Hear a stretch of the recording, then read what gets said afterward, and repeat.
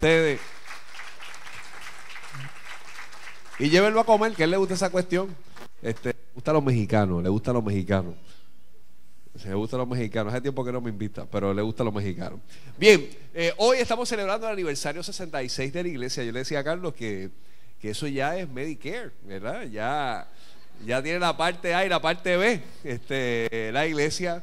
Así que yo presumo que cuando nosotros nos topamos con la oportunidad de proyectarnos a una iglesia que tiene 66 años, pues mi percepción es que ha ocurrido un suficiente tiempo donde debe haber ocurrido un proceso de madurez y de reflexión con respecto a la misión que tenemos como iglesia. Así que mi deseo en el día de hoy es que, conforme a lo que anhelamos y queremos trabajar con el aspecto de la transformación que hemos apuntado, que este rato que vamos a compartir con la palabra del Señor sea uno de mucha bendición y que pueda bendecir nuestras vidas a todos y todas. Yo quisiera invitarles a que por favor acompañaran al libro de Hebreos capítulo 12, versículos del 1 al 3. Hebreos capítulo 12, versículos del 1 al 3. Me parece que estas porciones bíblicas, de seguro que muchos de nosotros en algún momento hemos leído este texto bíblico, tal vez hasta no lo sepamos de memoria, y me parece que es una buena porción bíblica para poder apuntar sobre varios aspectos que nos pueden ayudar con respecto a la misión del aniversario de la iglesia. Hebreos capítulo 12, versículos del 1 al 3. Y si gusta, pues pónganse en pie para acompañar a nuestros hermanos que se han puesto en pie en reverencia ante la palabra del Señor. Así que leemos con mucha reverencia y con mucho anhelo para que Dios hable a la profundidad de nuestro corazón. Y dice el texto bíblico de la siguiente manera: por tanto, nosotros también, teniendo en derredor nuestro tan grande nube de testigos, despojémonos de todo peso y del pecado que nos asedia, y corramos con paciencia la carrera que tenemos por delante, puesto los ojos en Jesús, el autor y consumador de la fe, el cual por el gozo puesto delante de él sufrió la cruz, menospreciando el oprobio, y se sentó a la diestra del trono de Dios. Considerad aquel que sufrió tal contradicción de pecadores contra sí mismo, para que vuestro ánimo no se canse hasta desmayar. Padre, te damos a ti gloria y honra. Gracias por tu presencia. Gracias por el espacio maravilloso que nos has dado en esta mañana, Dios, de poder encontrarnos contigo en esta noche, Señor, aquí en la iglesia. Gracias por las alabanzas. Gracias por ser desafiado, Señor, por Adolfo. Y te pedimos, Señor, que en este momento tu palabra responda a la necesidad que todos tengamos, y que en nosotros y en nosotras haya la responsabilidad para responder con la mejor actitud al desafío que quieres compartir con nosotros. Te damos gloria y honra, Señor, en el nombre de Jesús. Amén. Amén. Pueden tomar asiento. Hace unos años tuve la oportunidad de colaborar en una iniciativa deportiva que se llama Atletas en Acción, como parte de lo que se conoce como la Cruzada Estudiantil y Profesional para Cristo, o Campus Crusade for Christ, y desarrollamos un ministerio, colaboramos juntos, que se llama Atletas en Acción. El único objetivo es desarrollar actividad de evangelización con atletas de alto rendimiento, de manera que nos involucramos en algún tipo de actividad deportiva de alto rendimiento, valga la redundancia, para poder compartir con este tipo de atletas. Y pues colaboré por un tiempo como capellán del equipo de los Criollos de Caguas de la Liga de Béisbol Profesional de Puerto Rico, pero particularmente en el año 2004 tuve una oportunidad que para mí pues ha sido muy significativa y muy determinante, y es porque participé como capellán también de nuestra delegación olímpica en los Juegos de Atenas del 2004. Ustedes saben que los Juegos Olímpicos se originaron precisamente en Atenas, porque eran unos juegos que se desarrollaban hacia los dioses del Olimpo, y estos juegos los Juegos Olímpicos marcaban un hito muy importante para Atenas, porque recogían el lugar de procedencia inicial para celebrar el espacio de todos los Juegos Olímpicos que se habían estado desarrollando. Y la ciudad de Atenas se había volcado en un montón de cosas que se estaban desarrollando, porque precisamente la carrera del maratón que se quería hacer ese año pues iba a finalizar en el Coliseo Olímpico original donde comenzaron los Juegos Olímpicos en el 1896, donde empezó el ciclo de manera continua. Y fue algo bien interesante porque cuando estábamos allí, llevaron a una gran cantidad de los turistas o de las personas que estaban viendo los Juegos para contemplar lo que estaba ocurriendo o lo que iba a ocurrir con el maratón, que precisamente es donde cierra el evento de los Juegos Olímpicos. Y recuerdo en aquel momento el que dirigía el ministerio para Rusia se llama Carl Denman, y Denman era un ex luchador olímpico que había representado a los Estados Unidos en las Olimpiadas del año 72 en Múnich, en Alemania. Que si ustedes han seguido la historia, esas son las Olimpiadas que tuvieron un ataque terrorista de una bomba. Y Denman estaba compartiendo acerca de cómo él entrenaba en esos Juegos Olímpicos, y algo muy interesante que él se encontraba cuando él iba a trotar en la mañana en la Villa Olímpica. Ustedes saben que el pastor suyo, él dice que corre por las mañanas, o por lo menos lo anuncia por internet, y pues todos nosotros le creemos para hacerlo sentir bien, ¿verdad? De que está haciendo su trabajo y que se está viendo bien. Se ve bien, se ve bien, se ve bien. Cada vez que tiene menos pelo, pero tiene más alegría y menos libras también. Y Denman decía lo siguiente, y él decía que una de las estrategias que él, como luchador olímpico de alto peso, tenía, es que para él disminuir el peso, él se agregaba diferentes piezas de ropa para que mediante la actividad del ejercicio que hacía pudiese sudar más, como todos nosotros y nosotras en esta noche que estamos agitando algunas páginas que tenemos o algunos abanicos, de manera que cuando hiciera eso pudiese sudar más y pudiese perder peso. Y él comenta que esa mañana, mientras él está entrenando, él se encuentra con este chico que es keniano, que llega un poco más tarde y que, a diferencia de él, empezó a entrenar con poca vestimenta, es decir, con unos pantalones mucho más cortos y una sola camisa y unas tenis, y que él se percató que aún en medio del entrenamiento que él tenía en la pista, este keniano le dio 1, 2, 3 y hasta 4 vueltas de ventaja, porque obviamente tenía menos peso y era un atleta muy distinto, era un maratonista, a diferencia de él que era un luchador de lucha olímpica. Y Denman empieza a decir: ¿cómo sería si nosotros en el proceso de la carrera y en el proceso del enfoque de lo que queremos lograr nos despojamos de aquello que nos pesa en el camino para poder adquirir ventaja y poder adquirir rapidez y resistencia en el proyecto de la carrera de la vida? Y me parece esto muy importante, porque me da la impresión que muchas de las cosas que en efecto paralizan que una iglesia pueda desarrollarse en su proyecto misional, en su proyecto evangelizador, en su proyecto de discipulado y en su proyecto de crecimiento, es tratar de identificar qué cosas están agregadas en nuestra carrera que no nos permiten enfocarnos en la carrera. Cuando usted se percata de ese texto bíblico, es muy claro, es muy evidente que el autor empieza a decir que haya en nosotros el mismo sentir que hubo en Cristo y que nos despojemos del peso y del pecado que nos asedia y corramos como con paciencia la carrera que tenemos por delante. Así que me da la impresión que cuando nosotros hablamos de un aniversario y cuando nosotros hablamos de una trayectoria de la iglesia, estamos hablando de una carrera.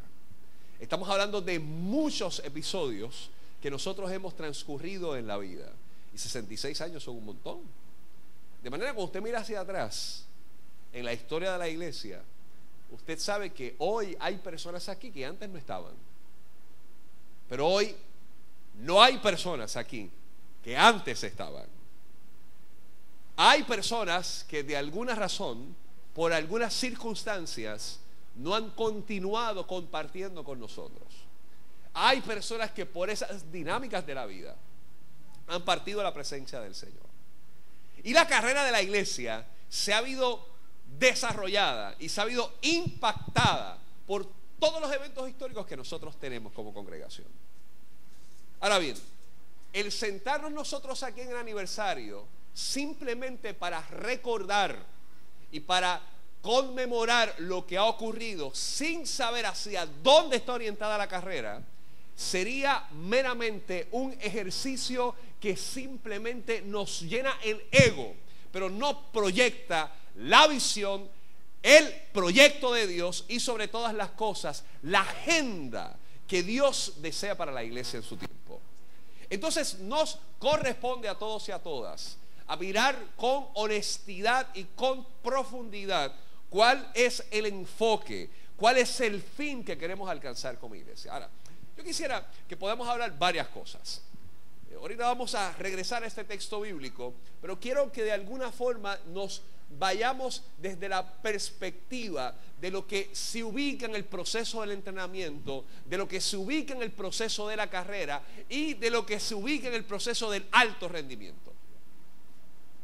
Porque si ciertamente usted y yo vamos a trabajar para un proyecto de crecimiento, para un proyecto de desarrollo, para un proyecto de impacto y en efecto para ser una iglesia de transformación, tiene que haber en nosotros el compromiso de reconsiderar si en nosotros hay activismo o hay actividad que produzca alto rendimiento.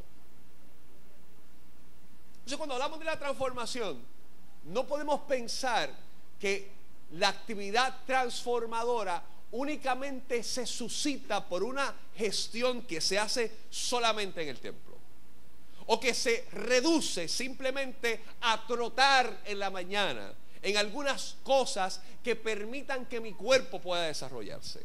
La actividad de la transformación requiere de experiencias que le antecedan, que sean previas, que generen en efecto esa actividad transformadora.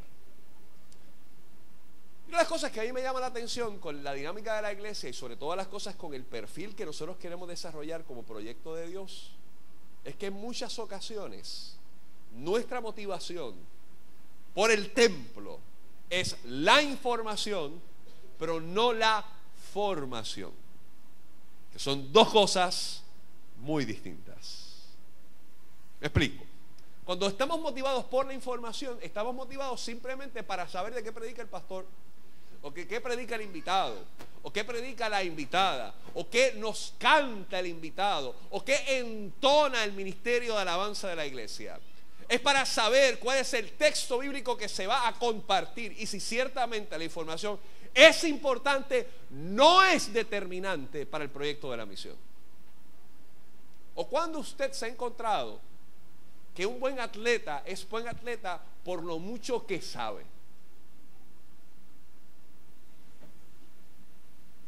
por la mucha experiencia que ha tenido. Si ciertamente esos son atributos que le ayudan, es fundamental la actividad del rendimiento que tenga en la cancha. Este año, para desgracia de su pastor, LeBron James y los Miami Heat ganaron el campeonato del NBA. Le dieron por donde le gusta. Después tú tienes el micrófono, tú te puedes tomar cuando tú quieras, ¿verdad? Pero tengo unos cuantos todavía. Una cosa que particularmente decían de LeBron James es que LeBron era un buen jugador en los primeros 3/4 del partido, pero que no tenía buen desempeño en el momento crítico. ¿Cierto, verdad? Y obviamente a mí me parece que son comentarios que se hacen simplemente por la agitadera deportiva y por la tiraera, algunas veces por la reflexión del deporte. Pero si trasladamos eso a la dinámica de la iglesia, una iglesia que no puede responder a la actividad crítica social es una iglesia que es derrotada en su misión. La iglesia que sabe, pero no es la sal insípida que no puede sazonar la tierra. De manera que cuando usted se proyecta este texto bíblico, el texto es claro y enfático de ayudarnos a identificar o a forzarnos a identificar cuál es el peso, cuál es el pecado inclusive, que nos asedia, que no nos permite correr la carrera por delante.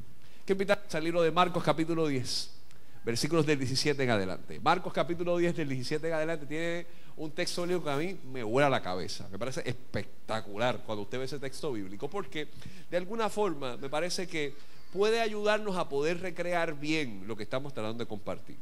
El autor de Marcos, cuando se va a este texto bíblico, empieza a hablar acerca de un muchacho que tiene todo lo que una mamá quiere que el novio de su hija tenga.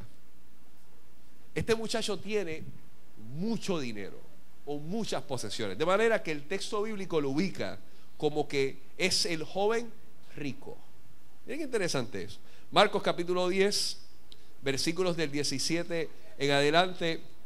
El texto nos presenta de la siguiente manera. Yo quise que vayamos ahí porque me parece que esto nos puede ayudar bastante lo que estamos compartiendo. Dice: al salir él para seguir su camino, vino uno corriendo, hincando las rodillas de él, le preguntó: maestro bueno, ¿qué tengo que hacer para heredar la vida eterna? Ahora, yo quiero que usted se detenga en esa porción. Al principio, en el libro de Hebreos, estuvimos hablando acerca de correr la carrera con paciencia, la carrera que tenemos por delante. Y el texto dice: puesto los ojos en Jesús, que es el autor y el consumador de la fe. Ahora bien, aquí tenemos un muchacho que tiene muchas posesiones, mucho dinero, y él se le acerca a Jesús de una manera bien curiosa. Cuando usted ve el texto bíblico, dice esta porción que este muchacho, cuando ve a Jesús, se le tira de rodillas, se le ahinca y le dice: maestro bueno, ¿qué tengo que hacer para heredar la vida eterna? Oye bien, usted se encuentra con una porción como esta, definitivamente usted tiene una persona que ante el ojo público tiene alta reputación. Pero cuando usted conoce la historia, usted sabe que todas esas personas que tenían muchas posesiones, el criterio de la retribución decía que si tú tenías muchas posesiones, Dios te bendecía y tú eres un hombre de bien. Pero si eras pobre, si eras cojo, si eras manco, si eras ciego, es que algo tú habías hecho o algo habían hecho tus papás y Dios te había castigado. En cambio, si este muchacho tenía muchas posesiones, pudiésemos pensar que este era un buen muchacho de buen testimonio. Y de hecho, cuando se acerca a Jesús, hasta se le acerca con una alabanza: maestro bueno, ¿qué tengo que hacer? Interesantísimo eso. Me parece que la historia del joven rico es la historia de muchos de nosotros y de nosotras, que nos acercamos con una aparente actitud de adoración, cuyo fin no es encontrarnos con Jesús, sino cuyo fin es saber lo que aparentemente tenemos que hacer para ser bendecidos, pero no necesariamente para encontrarnos con el proyecto de Él. De manera que este muchacho viene corriendo, pero viene desesperado.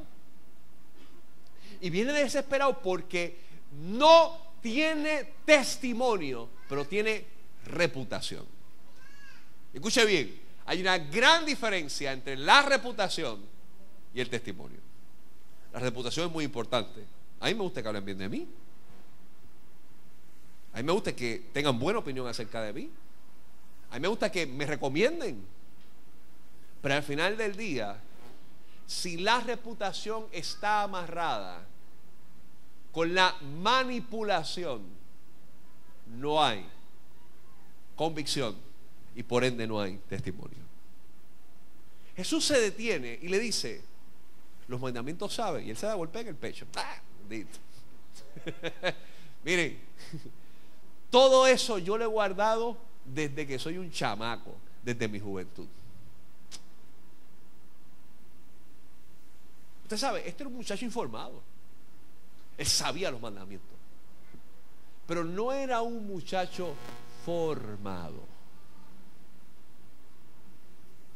Estaba muy informado de la Torá, estaba muy informado de la ley, pero no había tomado el tiempo para formarse. De manera que cuando Jesús mira a este muchacho, usted puede quedarse conmigo ahí en el libro de Marcos, particularmente en el versículo 21. Me llama mucho la atención lo que dice el autor de Marcos, porque Jesús dice el texto que mirándolo le amó y le dijo: una cosa te falta. Anda y vende todo lo que tienes y dalo a los pobres, y tendrás tesoro en el cielo. Y ven y sígueme tomando tu cruz.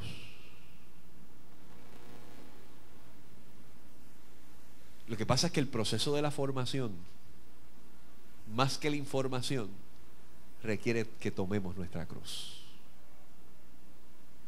Lo que pasa es que el proceso de nosotros formarnos en el proyecto de Dios, más que saber cuál es la fórmula que me permite a mí crecer o ir aparentemente de gloria en gloria, el proyecto que me ubica precisamente en el contenido del desarrollo para la transformación, me obliga a mí a yo empezar a identificar cuál es el peso que me asedia para cargar mi cruz. Esto no es cómodo escucharlo. Esto no es sencillo escucharlo. Esto no es tan simple. Porque cuando pensamos en el aniversario de la iglesia, y cuando estamos en el cierre, y cuando hablamos de 66 años, y cuando hablamos de lo que queremos hacer como iglesia, y cuando hablamos de los sueños, lo primero que se nos viene a la mente es cuál es la información que necesitamos para alcanzar eso que queremos.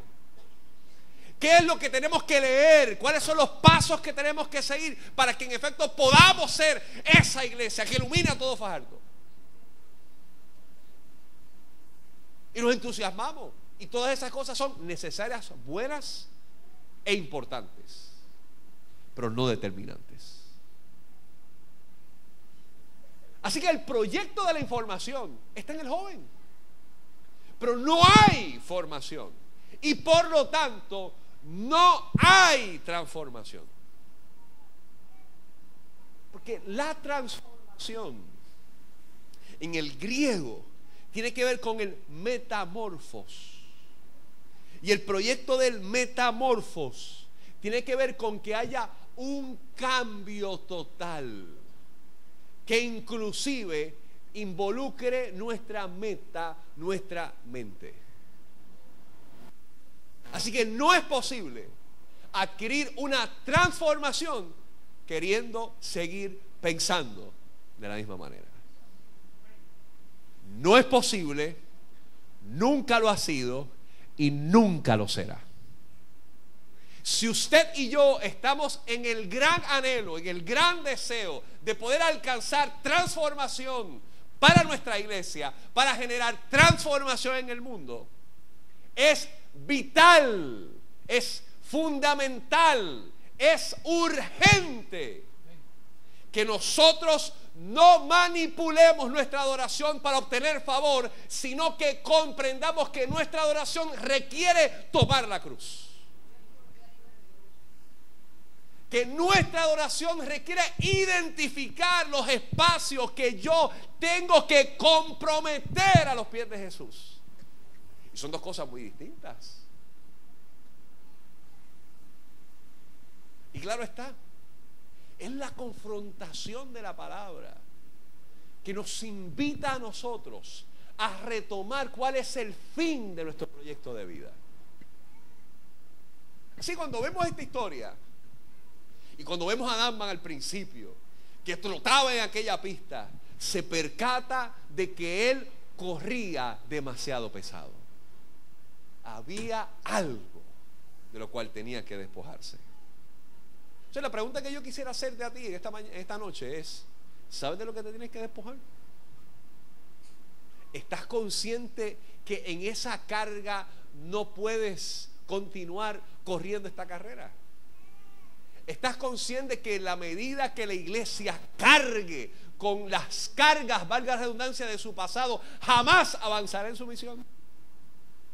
Estamos conscientes que en el proceso que únicamente vivamos de la información que nos den y no tengamos la pasión por la formación, nunca generaremos transformación.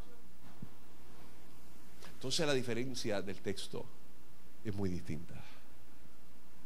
Nos ubica totalmente en un llamado a la madurez, porque ya no somos niños de falda. Y tenemos que crecer. O sea, cuando yo veo este caso joven, yo me encuentro que este es el caso de mucha gente en este país. Y de mucha gente en las iglesias de este país. Y de mucha gente que tiene grandes sueños. Pero eso es, mucho sueño y poco compromiso. Mucho anhelo, pero poca actividad misional. Entonces yo quisiera que ver si es posible que esto tenga que ver con una actividad del corazón. Vayamos a Proverbios capítulo 4, versículo 23. Proverbios capítulo 4, versículo 23, yo estoy seguro que por lo menos una gran cantidad de usted lo puede decir de memoria. Ese texto dice que sobre toda cosa guardada, ¿guardemos qué? ¿Por qué? Porque de él mana la vida. Usted se lo sabe de memoria. Es un texto bíblico que usted se lo dedica a la gente en los marcadores que le regala de vez en cuando. Y si le quiere dar un consejo a alguien, usted le dice, mira, sobre toda cosa que vayas a guardar, guarda tu corazón, porque ahí mana la vida. Es como, se convierte como algo formulístico para desearle un buen mensaje a alguien. Yo pienso que este muchacho tenía un problema de corazón. Su corazón no estaba sintonizado con el corazón de Dios. Yo pienso que el joven rico estaba sintonizado con que él quería ser reconocido por su reputación y por sus posesiones, pero no por su convicción de la misión. Y cuando usted mira el corazón de este muchacho, yo tengo que mirar esta porción, particularmente del libro de Proverbios, porque yo pienso que el versículo 24, 25, 26, 27 de Proverbios del capítulo 4 me dicen cómo se guarda el corazón. Y por ende me dice cómo correr esta carrera que tenemos por delante. Vaya conmigo por ahí. Proverbios capítulo 4, versículos del 23 en adelante. Me parece que esto es idóneo para que lo podamos ver en este proyecto de la misión. Y dice el texto, sobre toda cosa guardada, guarda tu corazón, porque de él mana la vida. Ahora bien, miren qué interesante lo que dice el versículo 24. Dice, aparta de ti la perversidad de la boca. Escucha bien. Y aleja de ti la iniquidad de los labios. Yo hace tiempo escuché un refrán que me voló la cabeza, que dice que eso que tú haces habla tan fuerte que no me permite escuchar lo que tú dices.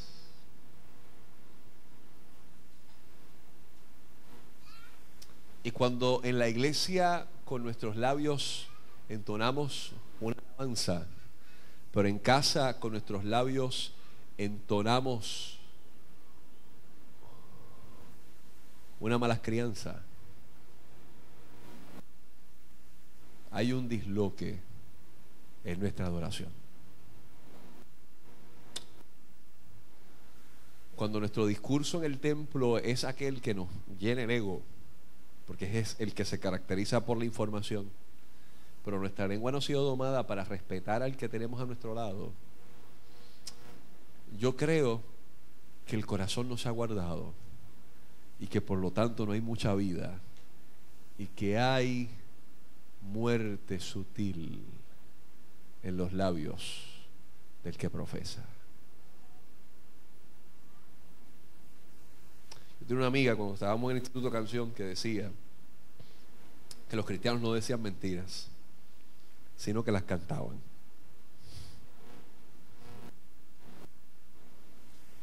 Porque todo aquello que se entonaba en los devocionales en muchas ocasiones eran experiencias sumamente emocionales que no estaban amarradas con las verdaderas pasiones de la vida. El versículo 25 dice algo bien interesante. Dice, tus ojos miren lo recto y diríjanse tus párpados hacia lo que tienes por delante. Espectacular. Yo jugaba béisbol. Ahí me enseñaron que cuando iba a correr las bases, yo tenía que enfocarme en correr hacia la base y escuchar al coach de tercera. Basics. Esto es béisbol.